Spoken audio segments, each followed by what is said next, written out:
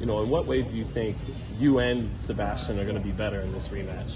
Well, weight? Yeah, what way do you think you guys are going to both be even better than you were in the first fight? I think the fact that we know each other now, we've shared the ring for 12 rounds. That's a big difference, and we'll both make adjustments, and we'll see who's going to make it correct on the night. How much of this camp was about adjustments? You know, your trainer and you know, specifically dialing up little things in training and it's been big. It's been big. A big part. It's been refreshing to focus, even with a southpaw. You know, working on southpaw tactics and someone that tall and closing the distance, and you know, it's been big. How do you manage to keep your power, not lose anything, punching up, you know, almost a foot up? How do you, keep all the leverage? Yeah, I think it really depends. Really depends. You gotta just stay strong, I guess, on your feet and just be ready for anything. You know, I just had to ask you about this, Tim. There's a little fun going on Twitter right now about Sugar Ray Robinson. Yeah. Shakur Stevenson was kind of downplaying him, saying like boxing's evolved since then, so he wouldn't be a great fighter today because of the evolution. What do you think about that, Tim? Nah, you can't disrespect the greats. You know, you can't talk bad. There's people that are cemented legacies and people that have created boxing for what it is. And Sugar Ray Robinson was a big part of that. So, nah, he's there in the Mount Rushmore for sure. I'm with you, but it's an interesting discussion he brings up. Like, do you think if you took him from a time machine from when he was middleweight, welterweight champ, and placed him today, would he have to adjust certain things, or he'd be able to do the same shit he did then and be just as dominant? I think boxing. Of course, over the years we become stronger, we become quicker, we become better. But yeah, it's different eras. We can't predict these things. We can't understand. You know, of course, boxing there's been a big evolution, of course. But those old school boxers, they brought something that the new boxers don't really have. You know, like what? Tim? Skill, the way they fight, the amount of fights they had. You know, they used to fight all the time. Experience-wise, how comfortable they are in the ring. You get fighters fighting once a year, and that's you're active if you fight twice a year. You know, back in those days, there was no such thing as that. Laura said that this was unfinished business. Do you think it's unfinished business for you? What is your response to that? Yeah, for sure. I felt this whole fight for me has been unfinished business because for me, I left on a way of where I wasn't able to show myself completely, you know. So this time we rewrite history, and I get to show myself. Do you think height played a role in that cut at all? And what are you doing different? Specific adjustments that you're doing to counter his height? Yeah, his height's hard. It's hard for anyone, you know. That's just his physical advantage that he's got. His hands, his arms are that much longer than yours, but yeah, there's little things that we play, and we'll see. You know, he's been knocked out before by Mendoza, so anything is possible.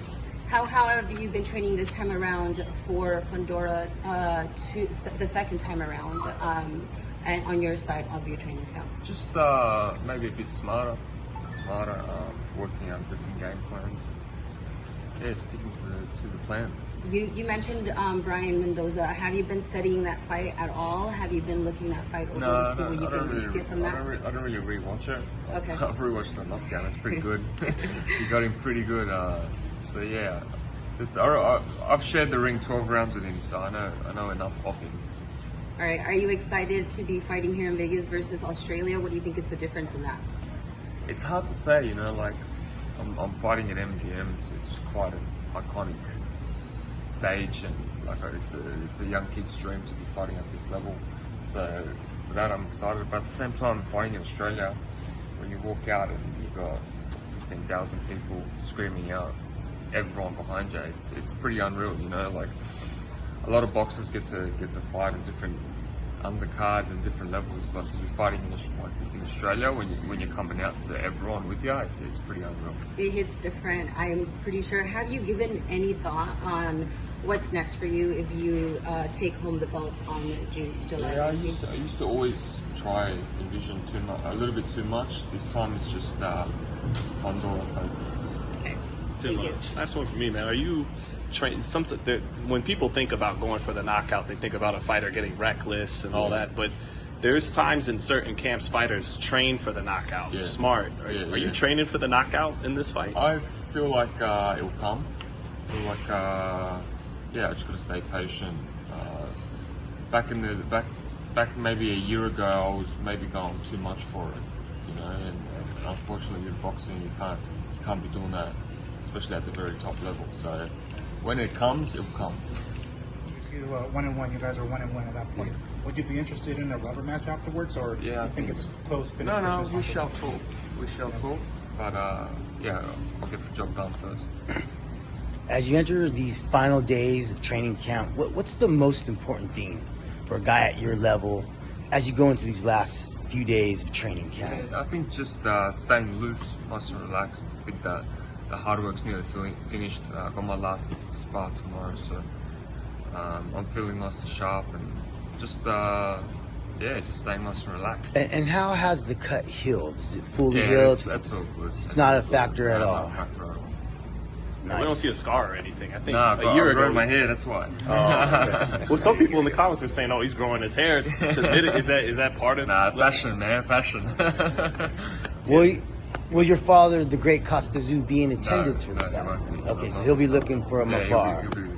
Excellent. Tim, I saw something online where you reacted to something Sebastian Fundora said in the Gloves Off episode. Yeah. I wanted to show you that clip and have you react to that on camera one time, if you would. So I got it queued up here. If you want to just press play on there and get. I saw him looking into my eyes. I didn't think that cup was bothering at all. It wasn't him blind or closing his eyes. I can't see out of my eyes. He saw the whole thing the whole time. You know, it's like me bubbling to my nose. Yeah, look, I think. There's a couple of times that the blood went into my eyes myself, but that's what we do. In boxing, you bleed. The whole fight, I saw him look. Everyone knows. I don't even have to explain that part.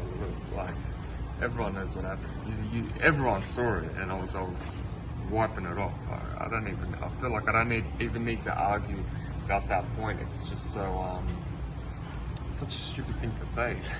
It's just not understandable at all. You called him a bullshitter. It is a bullshit. It's just a bullshit statement, you know, to say that I couldn't see.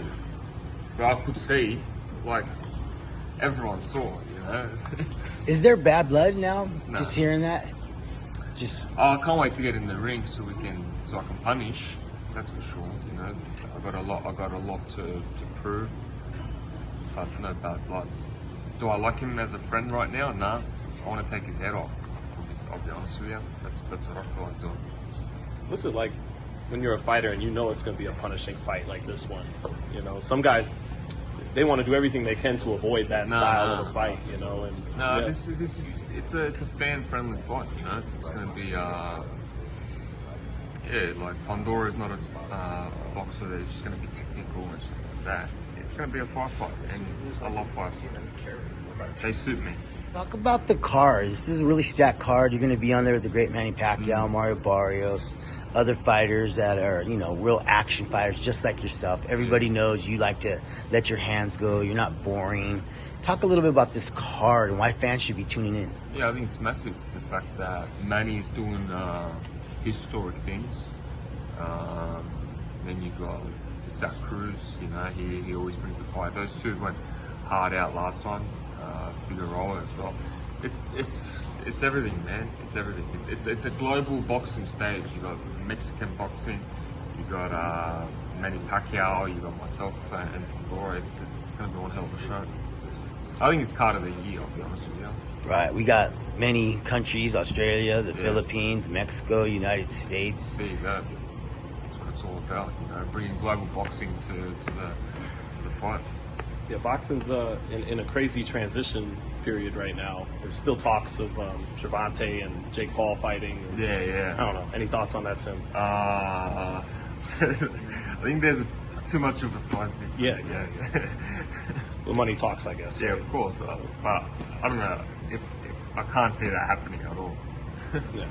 Can you give us an update on your brother? How's his career going? And any words on I it? think he's fighting soon. I think he's fighting August.